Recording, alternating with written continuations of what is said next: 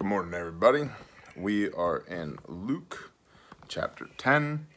We're inside with a toddler and a puppy, so please bear with any humanity noises that you hear in the background. Chapter 10. And after this, the master appointed 70 others. After what? Well, after chapter 9, dummy. We read chapter 9 last week. You're welcome to go check that out in the playlists there. We have many a playlist, Old Testament and New Testament. So please feel free to check those out. They exist specifically so that you can check them out. And after this, the master appointed 70 others and sent them 2 by 2 ahead of him into every city and place where he himself was about to go. Then he said to them, "The harvest indeed is great, but the workers are few. Therefore pray the master of the harvest to send out workers into his harvest." Let's talk about evangelizing here, winning converts, bringing people back to the Father. "Go, see, I send you out as lambs into the midst of wolves. Do not take a purse, nor a bag, nor sandals, and greet no one along the way. And whatever house you enter, first say peace to this house. And if indeed a son of peace is there, your peace shall rest on it. And if not, it shall return to you. And stay in the same house, eating and drinking whatever with them, for the laborer is worthy of his wages. Do not move from house to house." Eating and drinking whatever with them, I think it's important here, and we'll see in verse 8, "And into whatever city you enter and they receive you, eat whatever is placed before you." Does this mean if they set out ham sandwiches that you're going to eat this? No, because contextually it was understood that they were all keeping Leviticus 11. Not only was Yeshua keeping Leviticus 11, his apostles were keeping Leviticus 11, his converts were keeping Leviticus 11. The Gentiles in Acts 15 who were coming to belief in Messiah are, in a roundabout manner, encouraged to keep Leviticus 11 because they say go to the temple on Shabbat and hear the teachings of Moshe, which is Leviticus 11. So the concept of eat whatever in context here is eat whatever's put in front of you with full expectation that whatever's put in front of you is going to be compliant with Leviticus 11, the dietary laws, because food is food. Food never once changed from, okay, eat this, don't, okay, yeah, you're right. You're right. Now because Yeshua died and was hung on a stake and rose again, you guys can eat pigs now. My bad. What is it? I'm the Lord Yahweh Sabaoth, I change not. Sabaoth means Lord of hosts, and those hosts are heavenly angels, but they're not like give you a hug and pat you on the back and tell you did a good job angels. They're angels who are armed with swords. So, yeah, Leviticus 11 is still in play here. "And into whatever city you enter and they receive you, eat whatever is placed before you, and heal the sick there, and say to them, the reign of Elohim has come near to you. And into whatever city you enter and they do not receive you, go out into its streets and say, even the dust of your city which clings to us we wipe off against you. But know this, that the reign of Elohim has come near to you. And I say to you that it shall be more bearable for Sodom in that day than for that city. Woe to you, Chorazin! Woe to you, Bethsaida! For if the miracles which were done in you had been done in Sor and Sidon, they would have repented long ago, sitting in sackcloth and ashes. But it shall be more bearable for Sor and Sidon at the judgment than for you. And you, Kephar Nahum, who are exalted to the heavens, shall be brought down to Sheol, to hell, to the place of the dead. He who hears you hears me, but he who rejects you rejects me, and he who rejects me rejects him who sent me." That's an interesting turn of phrase if you understand, because you simply read your Bible, that Yeshua's job is to point you back to the Father as a Hebrews 8:6 mediator of a renewed covenant, which is precisely has precisely the same conditions that we write the Father's laws on our mind and in our hearts as the previous covenants have had. So if you reject all that, you're rejecting Yah. I would submit if you reject all that, you're rejecting Yeshua. And the 70 returned with joy, saying, Master, even the demons are subjected to us in your name. And that was in the first passage of 9, Luke 9. And having called his 12 taught ones together, he gave them power and authority over all the demons and to heal diseases. And then he sent these guys out, and they're like, yo, dude, the demons are subjected to us in your name. I know. Thanks for the report. I mean, it's awesome. It's definitely awesome. You were very needy this morning, dog.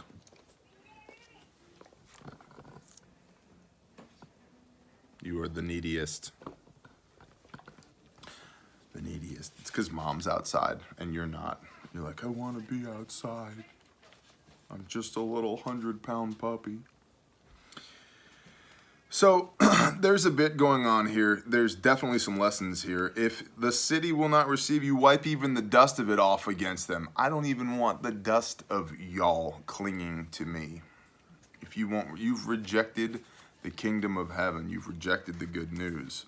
There's a lesson there for us, because I know a lot of us have spent days, weeks, months, years, decades trying to win converts, specific converts. And it's like they just won't hear it. Wipe the dust off against them and go. And it sucks when that person's your kin or your best friend, but hey, this is what we're told to do. Don't cast your pearls before swine. And he said to them, Yeshua, I saw Satan falling out of the heaven as lightning. See, I give you authority to trample on serpents and scorpions and over all the power of the enemy, and none at all shall hurt you. That's really awesome. They'll scare the crap out of you, but none shall hurt you.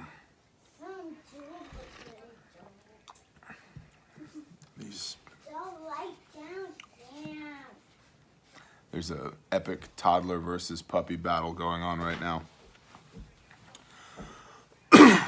All right. Flip to Revelation 12, verse 9, which I somehow just managed to flip directly to. That's cool. And the great dragon was thrown out, that serpent of old, called the devil and Satan, who leads all the world astray. He was thrown to the earth, and his messengers were thrown out with him. This is Yeshua, back in Luke, and he said to them, I saw Satan falling out of the heaven as lightning.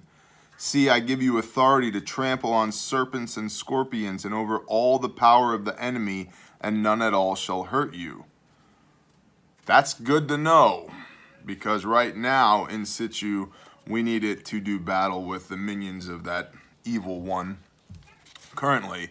But in end times, we have to remember, we have authority over all power of the enemy, and none at all shall hurt you. If we just simply remember it, if we exercise it, if we act on it, if we use it. I would say get used to flexing that muscle now. I mean, don't go looking for demons to cast out, but you'll find them. They're there. They'll find you, believe me. But flex that muscle now so it's good and strong when you need it. And yeah, they can scare you until you remember, oh, that's right. I'm a servant of Yah, washed in the blood of Yeshua. I have authority over all this bull pucky. Be gone. I rebuke you in the name of Yeshua Messiah, and I command you to flee. Amen. I've even gotten to the point now where I command things to destroy themselves. That's fun. Yeah. Swing your axe for the kingdom. But do not rejoice in this, that the spirits are subject to you, but rather rejoice because your names have been written in the heavens. It's a battle. It can be wearisome. it will wear you out as much or more than physical combat. But do not rejoice in this, that the spirits are subject to you, but rather rejoice because your names have been written in the heavens. In that hour, Yeshua exalted the Spirit and said, I praise you, Father, Master of the heaven and of the earth, that you have hidden these matters from clever, learned ones and revealed them to babes. Yes, Father, because thus it was well-pleasing in your sight. I think right there, that's a comparison of the Pharisees versus the apostles. The clever and learned ones being the Pharisees and the babes being the apostles, many of which, I mean, you're talking fishermen, stonemasons, carpenters, guys that maybe, you know, they were smart, they were crafty, but who knows if they could read and write, you know? And so I think just contextually within the entirety of this book, you know, the book of Luke, the Gospels in general, I praise you, Father, Master of heaven and earth, that you have hidden these matters from clever and learned ones, but did reveal them to babes. Yes, Father, because thus it was well-pleasing in your sight. I just think it makes sense that that's the Pharisees versus the apostles here that he's talking about. All has been delivered to me by my Father, and no one knows who the Son is except the Father, and who the Father is except the Son, and he to whom the Son wishes to reveal him.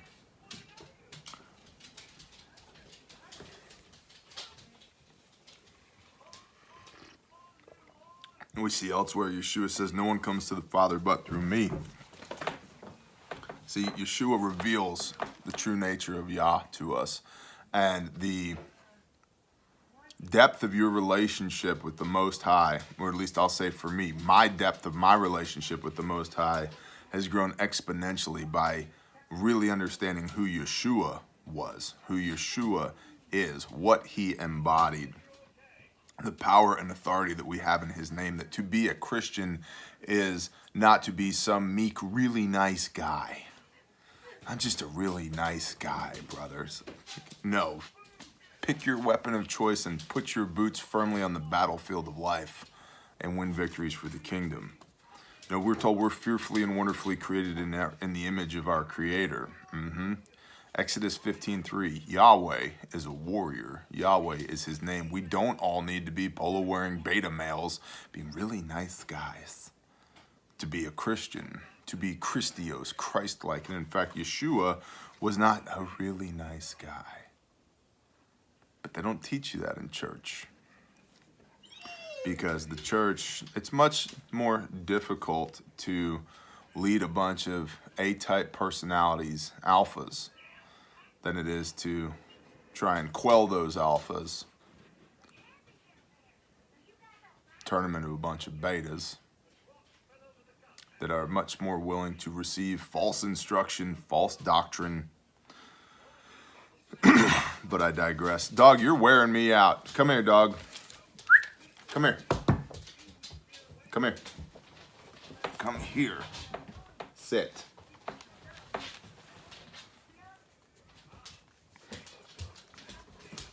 And he sat for 14 nanoseconds. And turning to his taught ones, he, Yeshua, said separately, Blessed are the eyes that see what you see. For I say to you that many prophets and kings, sovereigns, have wished to see what you see and have not seen it, and to hear what you hear and have not heard it. This again getting back to babes. I mean, these regular men. Messiah was revealed to these regular men. Carpenters, plumbers, loggers, you know, engineers, not the clever and learned ones.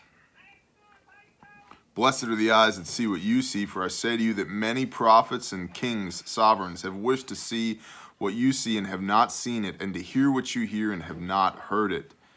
And see, a certain one learned in the Torah stood up, trying him, and saying, Teacher, what shall I do to inherit everlasting life? What a question. So we're going to get a response from Messiah here on what do you do to inherit everlasting life. And he, answering, said, oh, I'm sorry. And he said to him, so Yeshua says, so this guy says, what do I do to get everlasting life? And Yeshua answers him and says, what has been written in the Torah? How do you read it? What an interesting response from Messiah, because you know that law was done away with. It was nailed to the cross, right? We don't do that anymore. Because Paul said, except that that's not what Paul said. So Yeshua says, what has been written in the Torah, how do you read it? And he, the other guy, answering him said, you shall love Yahweh your Elohim with all your heart, with all your being, and with all your strength, and with all your mind, which is Deuteronomy 6:5, and your neighbor as yourself. Hi, kid, which is Leviticus 19:18. And Yeshua said to him, you have answered rightly. Stop. Please go watch your show.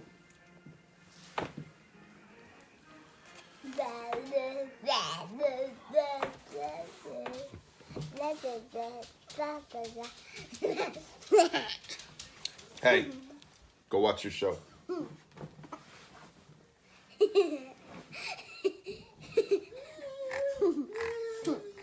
One, two.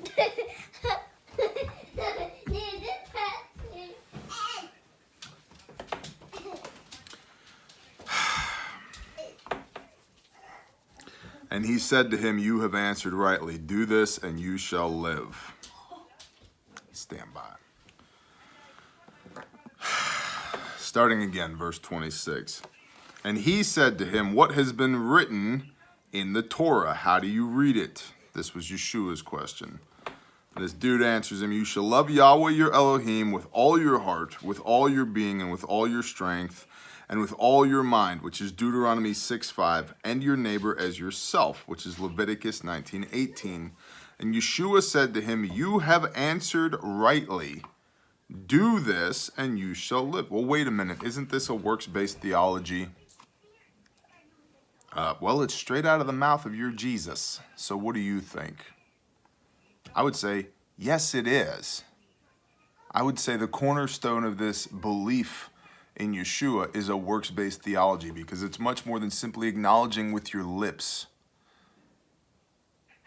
You have to do it. You have to live it. You have to embody it. And he, Yeshua, said to him, you have answered rightly. Do this and you shall live. But he, wishing to declare himself righteous, said to Yeshua, and who is my neighbor? And replying, Yeshua said, and we get to hear the parable of the Good Samaritan.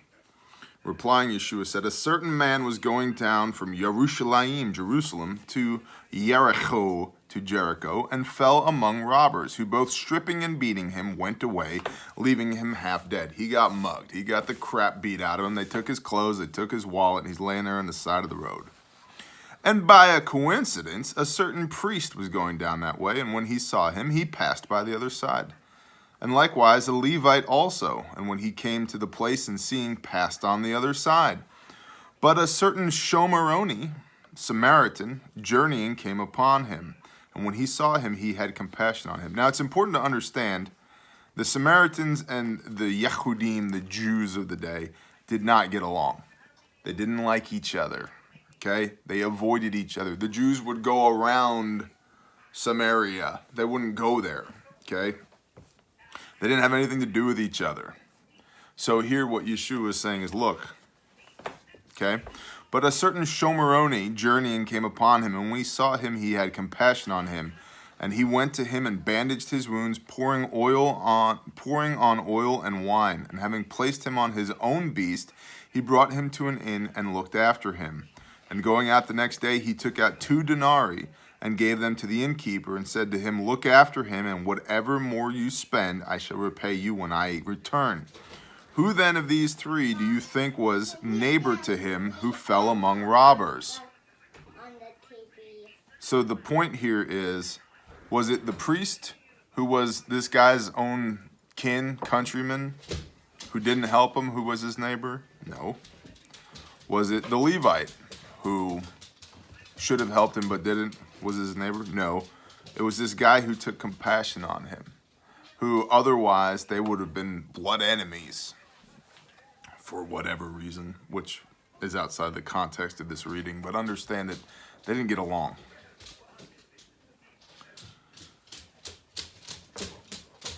Who then of these three do you think was neighbor to him who fell among the robbers? And he said, he who showed compassion on him. Then Yeshua said to him, go and do likewise. So,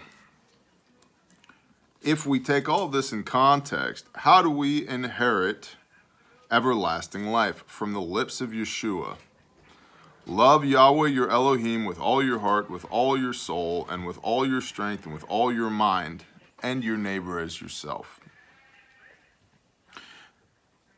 Do this, and you shall live, says Yeshua. Well, who's your neighbor? He who has compassion on you. You who have compassion. Who do you have compassion on? Go have compassion on people that you would be sworn enemies against.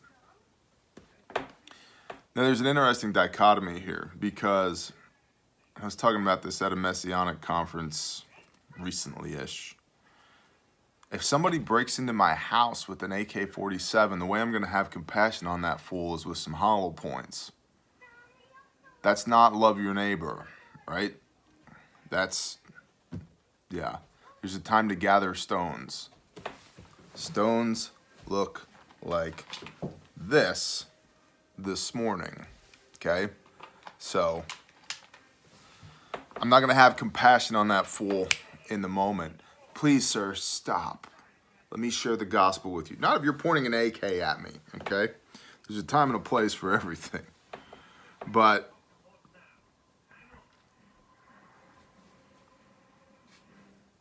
my thoughts are all over the place here. What I'm getting at here is that from the mouth of Yeshua himself, love Yahweh with everything you've got. Love your neighbor as yourself. Do this and you shall live. And have compassion on people, even those who would be considered undeserving of your compassion. Straight from the lips of Messiah. Now, and I've said it before, Yeshua actually makes the Torah harder to keep. People love to say, well, you're under the law of sin and death. It's impossible to keep that law. Actually, under the Torah, here in Leviticus 19:18, the definition of neighbor is not just somebody geographically that you live next to, but somebody who shares the same faith as you.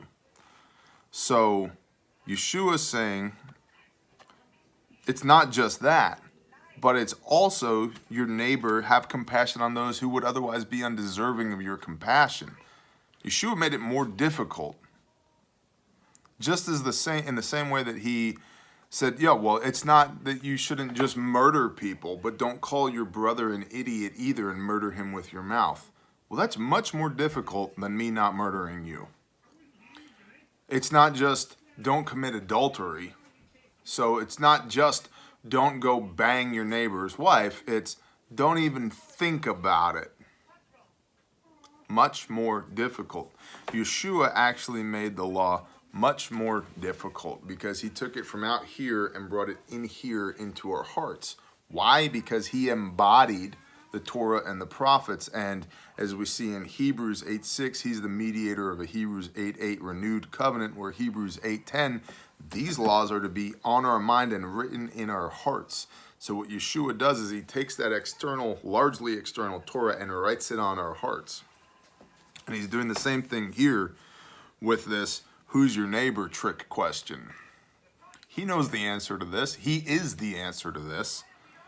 But he goes even further and says it's not just those who are deserving of your compassion, but even those that you would consider that are undeserving of your compassion.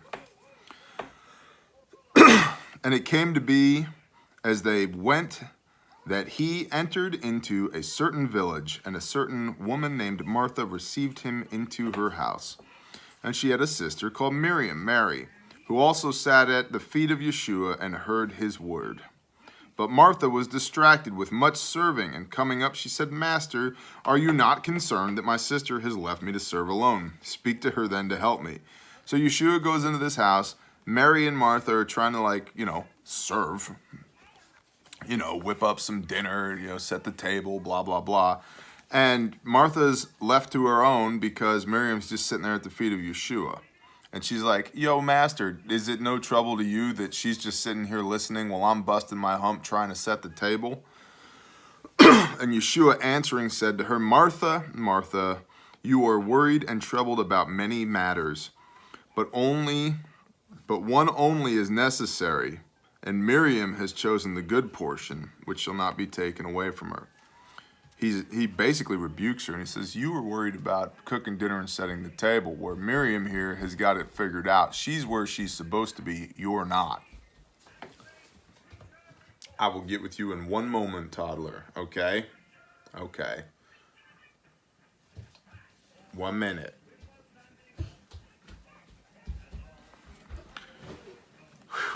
Thank you all for bearing with me this morning. That is the conclusion of Luke chapter 10, and based upon how 10 has gone, we won't get into 11 this morning.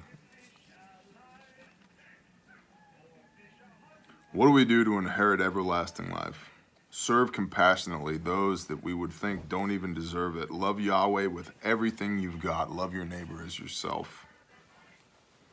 Interesting. What a works-based theology. Straight out of the mouth of Yeshua. By grace through faith we are saved. Amen. Saved from what? Death, which is what? Transgression of the law.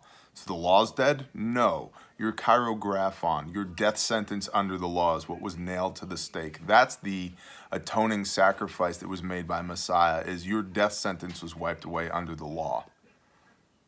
That doesn't mean you continue to break the law. How do we live in everlasting life? How do we walk in what Yeshua taught? Love Yah with everything you've got. Love your neighbor as yourself. And extend that definition of neighbor out to those that you would consider otherwise undeserving. Walk it. Live it. Do it. Well, that's a works-based theology. Do it. Nobody cares if you sit underneath a steepled roof and pontificate about the particulars of your supposed belief. Nobody cares. Nobody. You're winning 0 victories for the kingdom that way.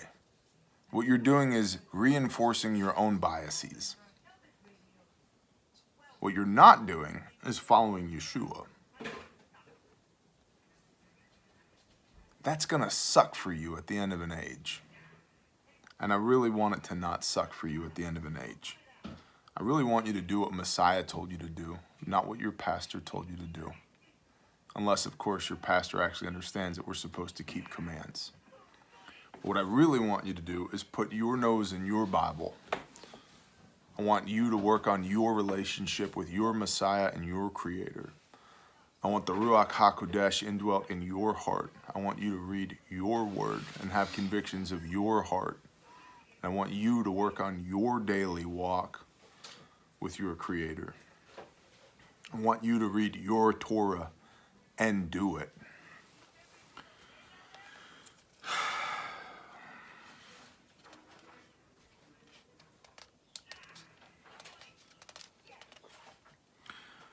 What shall we do to inherit everlasting life? Sit underneath a steepled roof for a couple hours each week and talk about it. Oh no, that's not what it says. What has it been written in the Torah? Love Yahweh your Elohim with all your heart, with all your being, with all your strength, and with all your mind, and love your neighbor as yourself. And he said to him, you have answered rightly, do this, and you shall live, which is Leviticus 18, by the way.